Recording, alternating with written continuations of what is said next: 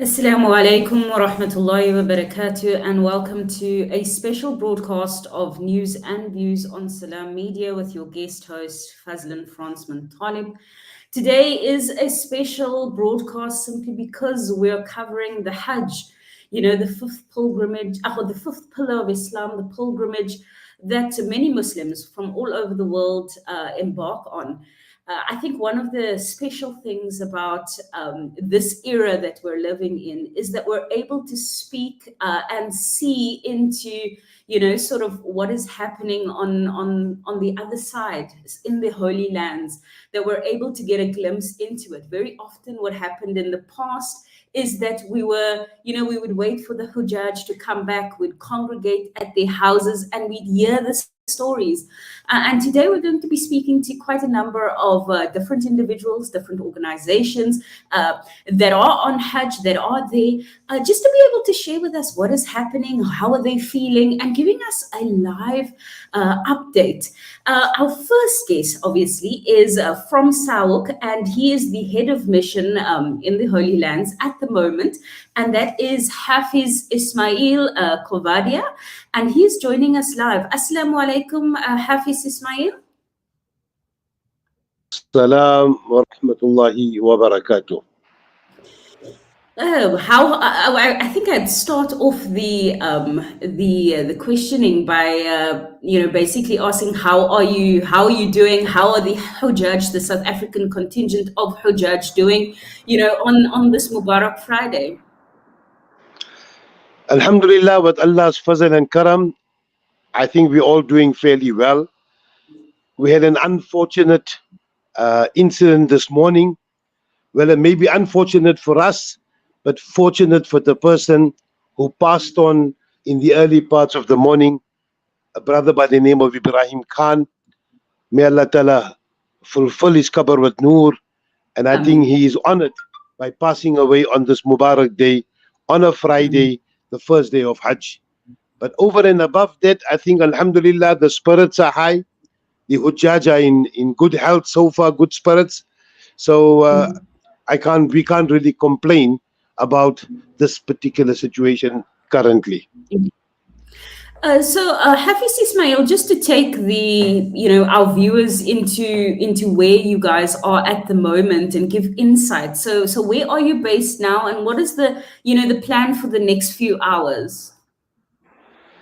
All right, fine. So the biggest task we have today or this morning was to move the Hujjaj from Azizia. We are based currently in Azizia. 99% of the South African Hujjaj come into Azizia by the 4th of Zil Hajj. They start from about the 25th of Zil Qaida, and over the period of that 9 days, they move in from the 25th, 30th, 1st, and the 4th of Zil Hajj. So like I said, we had about 11 people that were in Makkatul Mukarramah, but otherwise every other South African was in Azizia. So the task for today was to move the Hajjis from Azizia into Mina. We started early this morning at about 3 o'clock, 3 a.m.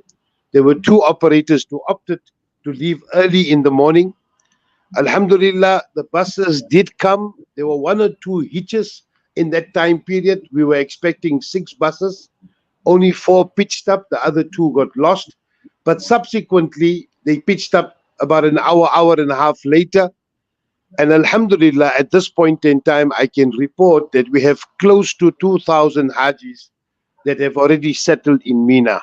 We got plus minus about 450 left to move, which inshallah in the next hour, we'll be able to move them based on the traffic situation and the congestions on the road. So I think overall, if I look at what was our objective of today, alhamdulillah, so far, things have run fairly smoothly. Alhamdulillah. And Hafiz Ismail, you obviously mentioned the brother that passed away, and I'm just wondering how that, if that had any sort of psychological impact on the rest of our Hujjaj that are there, in terms of their feelings and just generally the spirit of the Hujjaj as they embark on the next stage. Well, I think it's a natural thing. It is going to have a psychological effect on the people that were in and around him. But I suppose at the end of the day, we need to accept that this was the calling and that was what Allah Ta'ala had decided. So, Mm, yes, like I said, we might look at it from an unfortunate point of view, but he himself, I think, is very, very fortunate indeed. At a mm, young age, 27 years, came with his mother to serve his mother on Hajj. And in my mm, opinion, I think Almighty has accepted him. What the mm, result is, he has passed on. But yes, it is definitely going to have a psychological impact on the people around him, as it has a psychological impact on us who are not around him. Because you mm, don't expect this, and especially being so young, 27 years old. But again, mm. that is the amount of life he had, that is the amount of time he had to spend on this world. And again, how fortunate to be taken away in the blessed lands of Makkatul Mukarramah.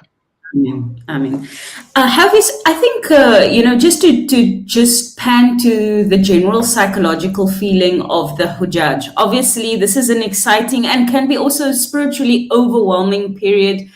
People have been either saving their whole life for this moment, or they have been, kind of, praying and making dua for this particular moment. What is the feeling like or the sentiment like for them, in that aspect?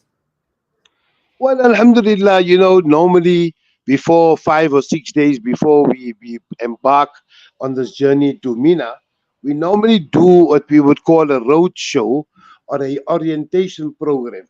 So from my Mm, experience, I think, Alhamdulillah, the Hujjaj were in good spirit. Uh, we have very good spiritual leaders that are motivating them all the time spiritually. We always say that you're going to be mentally, physically, and spiritually prepared for this particular journey. So I mm. think, Alhamdulillah, most of them were fairly there. Yes, the physicality may become a problem depending on how they conducted themselves over the day that they spend here. But I think Mm, spiritually and mentally, Alhamdulillah, they seem to be in good spirits. They seem to be all eager. And it's only but natural as we get closer to the time, anxiety, anxiousness does creep in. We try our best to calm their nerves and tell them they have nothing to fear. Inshallah, you are the guest of Allah. Allah will look after you, and through His mercy, we will support you through this journey, inshallah. inshallah. Obviously, from SAHUC's side, there's a lot of planning that goes into just making sure everything's, runs smoothly. And I just wanted to maybe unpack if there is any sort of challenges that have been faced. I know you mentioned earlier on, some of the buses got a bit lost this morning. And obviously, that's part and parcel of life, that there would be challenges. But, perhaps just to share with us any, challenges that you have overcome over the last few days, just, to be able to shepherd, 2,000 plus Hujjaj in a manner that retains their the spiritual aspect of their journey, but in the same way, obviously making sure that things are efficient and effective. Absolutely, I agree with you. I always said this, and I will still say it, that we plan, the ministry plans, and Mm, Allah is the best of planners. We have to mm, do what is in our power, and the entire process is lands in the hands of Almighty. So mm, yes, I also say, what do you call success?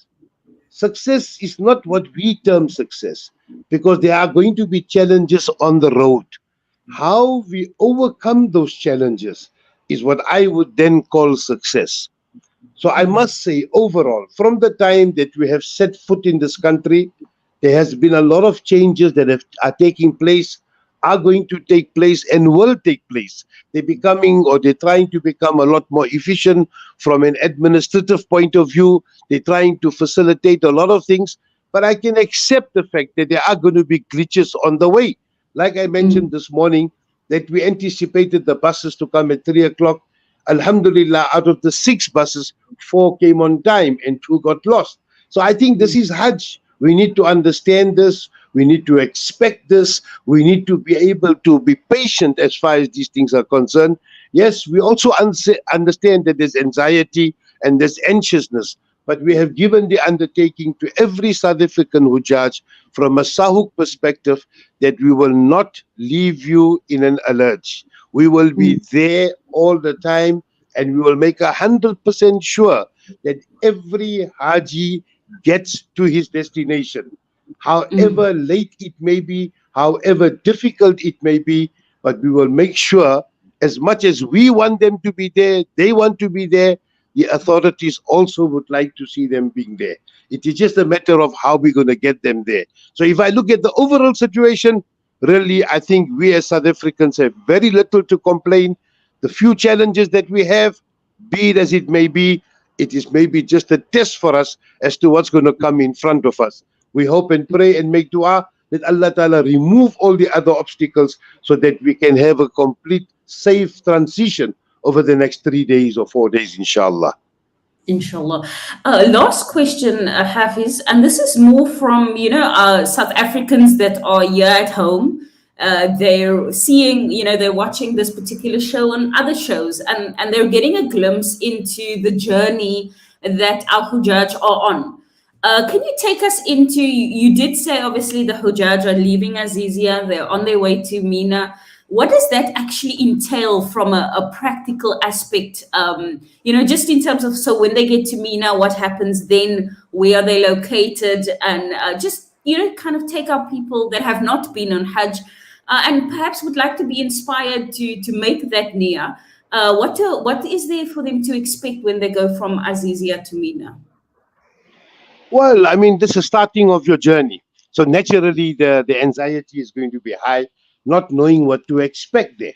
But yes, that is where we start off. When we go from Azizia, you go to Mina. It's a camp facility. There are challenges there because one of the biggest challenges on Mina is the space constraint.